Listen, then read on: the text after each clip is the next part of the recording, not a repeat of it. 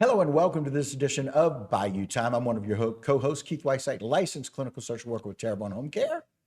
And I'm Tanner McGee, and we have some very special guests today with us. We have Jennifer Armand and Richard Watkins with the Bayou Community Foundation. Thank y'all for being on. Yes, it's a delight to be here as always. Thank you for having us. Yeah, absolutely. And look, Jennifer, I remember right after Hurricane Ida, and we started driving Terrebonne Parish and Lafourche Parish, going around trying to figure out what the needs were, looking at everything and assessing everything.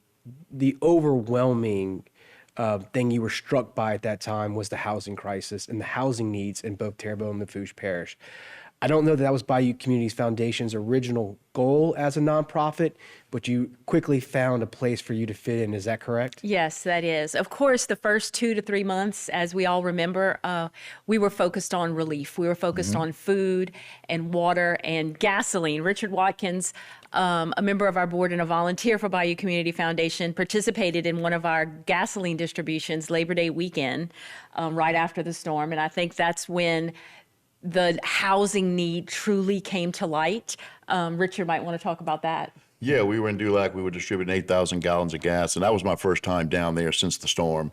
Obviously, in Houma, it was pretty bad, but I was just awestruck by the amount of devastation in that area. And when I saw people living in their cars and living in tents, and we figured we had to do something, you know. And Richard, yeah, nobody was giving them any services. They were stuck where they were. Is that correct? No water, no electricity. You know, Holy Family Church through us, we were giving out some food and meals, but they were just living, just living in the dirt on a tent. So I said, we have to be able to do something, for these people. And I wonder, why wouldn't they go to a shelter? Why wouldn't they? The reason why is this is where they live. This is where their boat may be. This is every belonging they have is on that piece of property. And they were not going to leave it. They were going to protect it. They had invested in it their whole lives. So these families, everybody across the country, why do these people live here? They live here because they've always lived there. Right. And it's how they make their living. It's our culture and our community. And I'm just proud to be a member of BCF to help rebuild some of that and protect We're it. not going to bang on them, but FEMA was nowhere to be found to try and give these people any kind of temporary shelters. There was no immediacy of anything coming in. There was really just stuck where you are and living in tents. And it was really a kind of a scary situation. It was. And when it comes to FEMA, I wonder about them because this is not their first hurricane. I mean, they've obviously experienced many. You'd think they would be better prepared and have resources staged, but to your point, Tina, no, the cavalry was not coming. The cavalry was not coming. Well, and people wonder why somebody would not just leave. For them to leave, that would be abandoning everything they know, everything that they own, and their entire livelihood. A lot of those people, like you said, right across the street from their house is their livelihood, their boat. Right. And some of them were living on it, right? And so they just wouldn't do that. Go ahead, Tim. Yeah, no. Right. And so then y'all decided to step in. So what did y'all decide to do? Yeah, well, we conducted a community needs assessment in November to find out what the greatest recovery needs were, to make sure that we could direct our grants to fill those most urgent needs. And housing recovery came out. Everyone from Lafourche, Terrebonne, and Grand Isle, everyone that we spoke to said housing recovery has got to be your focus. And so we're so grateful that members of MDS Storm Aid, a volunteer rebuilding group from Pennsylvania, happened to be in Dulac around that same time, looking to see if they had a role to play in rebuilding and recovery. Richard and I met with them along with Father Antonio and others from Holy Family. And miraculously, by the grace of God, this wonderful partnership came together. MDS Storm Aid brought volunteers from January of 2022 until June of 2023. We just got these numbers today, 80,000 volunteer hours of work, valued at $2.5 million. If it was contractors who were doing the work. Right. And we, Bayou Community Foundation, invested over $2 million over those 2 building seasons to buy building supplies. And that tremendous effort, we built 24 new homes in the Dulac community and repaired over 250. So that's almost 300 households that can call that place home again, thanks to the efforts of volunteers and the tremendous gift of philanthropy. Yeah, and people don't realize how much y'all do, and they don't necessarily see it on a day-to-day basis. And I remember I would call you or I'd call some other volunteer, and whatever thing that was popping up, y'all would find resources for them. I mean, it was amazing to watch. Yeah. And so Thank the you. public doesn't get to see that as much as they should, or they might not put the name to the face, or the Right. organization might not get the full credit. But I can tell you, there was people who you would come across and they didn't have water, or they were having a problem with FEMA. I would contact somebody, or my office would contact somebody, and then somehow y'all would always get involved. Yeah, thank you. We have been amazed by the impact we have been able to make in the communities we have worked, Dulac especially.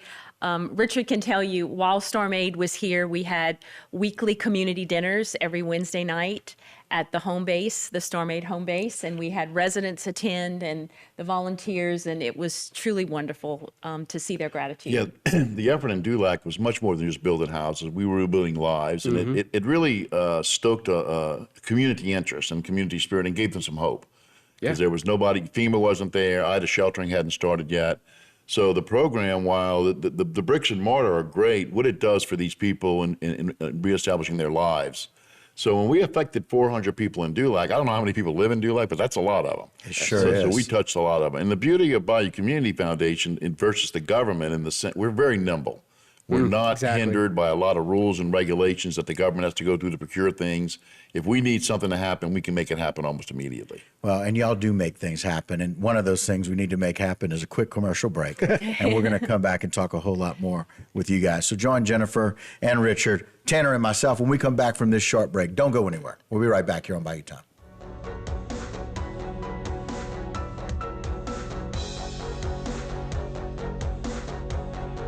Today's social media segment is brought to you by Terrebonne General Health Systems, modern technology and timeless caring.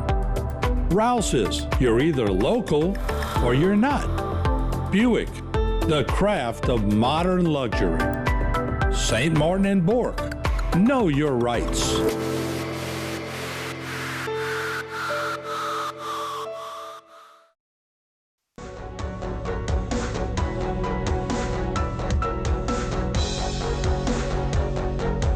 Hello and welcome back to this edition of Bayou Time. Again, Keith Weissite, licensed clinical social worker, joined by Tanner McGee, and I'm glad to have our guests with us again. We have Jennifer Armand and Richard Watkins talking about what they did in the Dulac community and how they were able to keep that community together after the storm. And you were kind of reminding us of all the things you did to put that community back together. So where are we now? Right.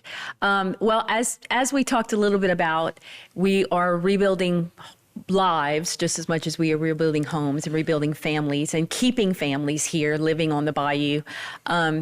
We often say that it's hearts, hands, and hammers that are making the difference. Oh my, the three H's. And yes, Okay. and I think Hearts, hands, it's the hammers. hearts and the compassion of the volunteers we have working, the leadership of Bayou Community Foundation, because I can't talk enough about our wonderful board that has believed in the power of this foundation and supported every idea that I have or that Richard has or other board members have to move this community forward. They're in total agreement And it's with not it. just putting a community back together, it's also preserving a culture. Yes, And yes. I don't think that gets talked about enough, because once the community is broken up and it's even assimilated back in Terrebonne, back in Houma, it's not even the same as it was in Dulac. And I think that doesn't get talked about enough. You're right. And, speaking about culture, once our program in Dulac was completed in June, we looked back at all the statistics of the homes that we helped, or more importantly, the families that we assisted.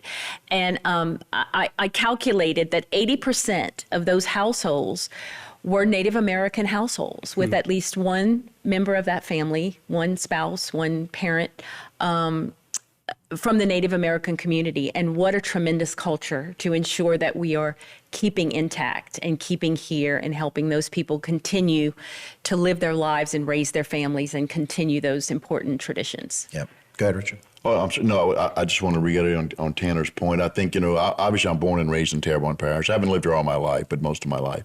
And the whole tapestry woven in with all the bayous and the city, it just would never be the same. If we didn't have Chauvin, Dulac, and Pointe-aux-Chenes, Dularge, it would not be the same. So for us to be able to try to invest in that culture. Because, we all know we could do a whole show on the shrimping industry and the trouble they're in, and it's a big part of our parish. Sure. But BCF was fortunate enough, by the grace of God, to end up in Dulac and with a partner like Storm Aid to rebuild these lives. And Jennifer knows we just have really great relationships with all the people that we've helped. Still talk to them to this day, made a lot of new friendships. I'll never forget those people. And one thing I don't think people realize when we built a house, we built a house. We supplied appliances for the house. We supplied furniture for the house. And even on top of it, we even supplied furnishings. So they had brooms, maps, dust mops, glasses, forks, knives, plates, towels, shower curtains. I mean, I can go on and on and on. When they moved into that house, it was ready to move in. Because none of us, and I don't have the experience of losing everything that I own in a storm. I've never had that, just your entire life gets demolished. Right. Every picture you ever owned. So replacing all of that and putting them whole was a big part of that. And those people will never forget it, and neither will I. So y'all faced a big challenge. Y'all helped people with their challenges, but now I think y'all have a new challenge on the horizon. Yes, we started in October of last year with our Rebuild Grand Isle and Rebuild South Lafourche projects. Similar to Dulac, we had different sets of volunteers in Grand Isle and South Lafourche this last season. In Grand Isle, though, we built 3 new homes, repaired over 20. In South Lafourche, we had repairs of about 40 or so. But we are excited to announce that the same group of volunteers, MDS Storm Aid, that was with us in Dulac, will be returning to South Lafourche to help us beginning in October this year to really ramp up our Rebuild South Lafourche project. And you see a graphic for that now. And this is a bigger area than Yes, a bigger area. We're talking south of the Intercoastal, La Rose, Cutoff, Galliano, and Golden Meadow. Wow. The need is tremendous. 2 years after the storm, we still have a tremendous number of people still suffering. And we are excited to have Storm Aid as well as CARE, another group of Amish volunteers who will be helping us in South Lafourche. And we hope to build 16 to 20 homes there this season and repair 40 or more, as well as continue our work in Grand Isle with 3 to 5 new builds and probably over 20 more repairs there. Wow, that's a huge No, undertaking. I could not be more excited. Obviously, Jennifer thought we did so good in Dulac. Let's go try it in South Lafourche. Actually, since I manage those things with the rebuild effort, we're going to have a small army of volunteers, more than we've ever had before. We're going to have Storm Aid there. CARE's coming in January. We have 2 other groups in Grand Isle, which are retired MDS volunteers, and we have the Nomads, which is a Methodist group. These are retired couples that travel all over the country RVing. They come, very accomplished finished people. They can do drywall and trim and paint. Oh, wow. So with 40 volunteers a week, and then come January, we'll have 80 volunteers a week, every week. You can accomplish a lot of work. And these guys, the Amish and the Mennonites, are very, very skilled in construction, obviously. So I expect we're going to have an even bigger impact in South Lafourche than we had in Dulac, where we can get a lot more accomplished, including repairs. And remember, we look at it, building a new house for somebody is fine, but I have a very dear client in South Lafourche. All she needs to move into her house is a working bathroom. Which you don't think is much. Try living in a house without a bathroom. So we do these minor repairs, medium repairs, major repairs, complete remodels, up to completely new construction. So we can help just about anybody. I live in a house with 3 women. One bathroom's not enough. That's correct. That's correct. And quite frankly, I'm so very thankful just in the work that I see that you're doing as a social worker, being able to see the value and the strength that you bring to helping people feel like they're whole again. Just last week we celebrated 2 years after this storm, and there are so many people that still feel broken. There's so many people that still feel like there's more to do. And thank God you guys are here, and y'all have more to do, and y'all have identified more to do. And so thank you for being here. We're going to continue the conversation. So for Tanner and I, don't go anywhere. A whole lot more right here on Bayou Time.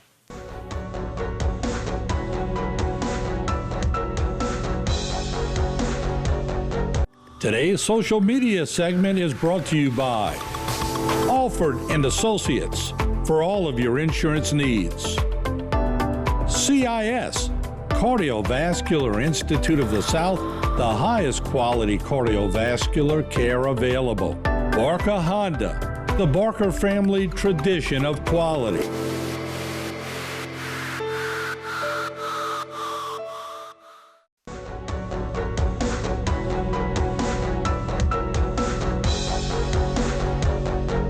Hello and welcome back to this edition of Bayou Time. Again, your co-host Keith Weissite, licensed clinical social worker with Chair 1 Home Care, joined by Tanner McGee. That's right. Welcome back, Tanner. We appreciate it. Glad to be here again. Very glad that we have Jennifer Iman and Richard Watkins, of course, both with Bayou Community Foundation. And, you know, as we're talking at the break about the value of what y'all have done, and just, you know, Richard, one of those things is, and I'll let you go over the numbers again, that of the people that y'all have helped, the volunteers that have come in. But when organizations and people that you partner with see that in other areas, they say, okay, you know what? That's a place I want to give money to because I know the money's going to be well spent. And they know what they're doing. Yeah, no, I agree. I mean, and I'll give a lot more credit to Jennifer. I mean, she's been guiding the foundation for 10 years now, and we were a trusted, successful foundation. And when the storm hit, we were chosen by many to be the bucket, if you will, or the conduit to get that money to the people. And then what I learned was, and I'm very new to the nonprofit world. I've been in the for-profit world my whole life where things work a lot differently. But in the nonprofit world, people want to help, but they want to see their money have an impact. And when you can bring them down there and they can see it in visible ways with a house going up, and the biggest day of every time we dedicated a house, Jennifer and I would call it payday. That was payday. We hand over the keys to the new families, and a lot of donors would come see that. We had donors come see it considering, and then we would get donations from them. So we attracted a lot of attention because Jennifer is a paid employee, but not that much. So well over 99% of any donation you would give to us goes directly to the rebuilding effort. We're all volunteers. Most of our group are all volunteers. The Amish and the Mennonites and the construction are all volunteers. So we're paying for materials and trades and supplies, but the rest of it, and that's why we can have the impact we can have. We can build what would be a $300,000 house in Dulac. We can put it up for about $130,000, $140,000, just materials and cost only. And the houses we're building, I just want to get this in, are fortified gold. Yes. And that's there's two NGOs that do it. One of them is Flash that rate these houses. There's an inspection, and they're rated fortified gold, which you get a certificate, and it gets you a significant discount on your homeowner's insurance. The state Which is huge. Yes. Go ahead, Jeff. Yes. Yeah, no, the state has a new fortified roof program that we're trying to incentivize better roofs, higher levels of construction. The state has I think $30 million we put aside for these kind of programs. Right. And for those people out there, the portal for that program opens in October, and they're going to offer up 1,500 roofs to start. So if you need a roof, I would say pay attention to this program, and you can register in October. But what fortified means is it's a different way of connecting the roof to the house and the house to the foundation. And there's a company called Simpson Strong Tie, which has donated a lot of their material. So basically everything is strapped. Right. When you look at a regular house, every 2x4 supporting wall is strapped at top and bottom. The roof is strapped to the top of the house. The bottom of the house is strapped to the foundation. The roof is strapped to the trusses. There's 160-mile-an-hour impact windows. And a key thing that I learned myself in this hurricane is a water ice vapor on your roof. So if your shingles do come up, you don't get the water damage, that way. So that's a huge difference in a fortified house where there's a big, it's obviously shelled, but that ice water vapor goes on top and then the shingles. So if you lose some shingles, you're not going to get water coming into your house, that way, a huge difference. It'll save a lot of money. And I think, with Tanner's state program, I think even Terrebonne Parish is going to move to more fortified building standards because we got to do something. If we're going to live in a hurricane-prone area, we got to start building more resilient housing that can take these storms. It saves FEMA money, it saves Terrebonne Parish money, it saves the state money, and it saves people's houses. It just does. And so let's talk a little bit about those partnerships. Yes. All of our rebuilding projects would not be possible without the support of our donors, of course. And for Rebuild South Lafourche, because we are ramping that up right now, I just wanted to recognize some of our funding partners that are so critical to this program. Catholic Charities of the Diocese of Houma-Thibodaux is one of our main funding partners, as well as the Mary and Al Danos Foundation, the Ray and Kay Eckstein Charitable Trust, which is a trust out of Kentucky that has long supported our work. Shell, Danos. Danos is actually contributing a facility to house MDS Storm Aid volunteers in LaRose. So that is a wonderful contribution. And then, of course, we have other nonprofits that are helping us with certain aspects of the program, appliances and furnishings. Bless Your Heart, Rebuilding Together, American Red Cross. And of course, we thank all of our individual Bayou Recovery Fund donors, every single man, woman, family, company who gave $1 to $1 million to our recovery fund since Hurricane Ida. That has been a tremendous help.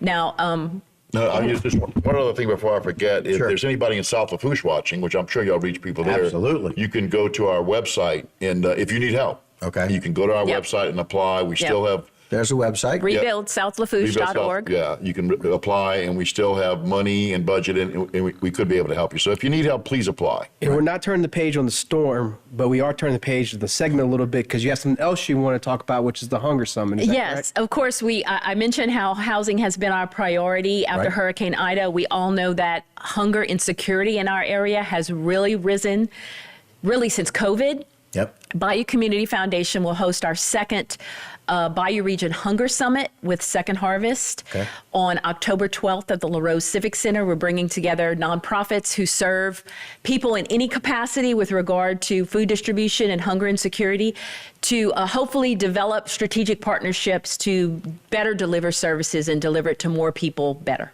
We love it. We appreciate it. Well, listen, for all the value that you brought to Dulac, all the value that you're going to bring to Lafourche, all of the things that you guys do and the partnerships that you develop, couldn't do it without you. Mm-hmm. Quite frankly, it's not only building lives, it's rebuilding lives. It's keeping families together, keeping the culture maintained, and we're cultivating, if you will, our future.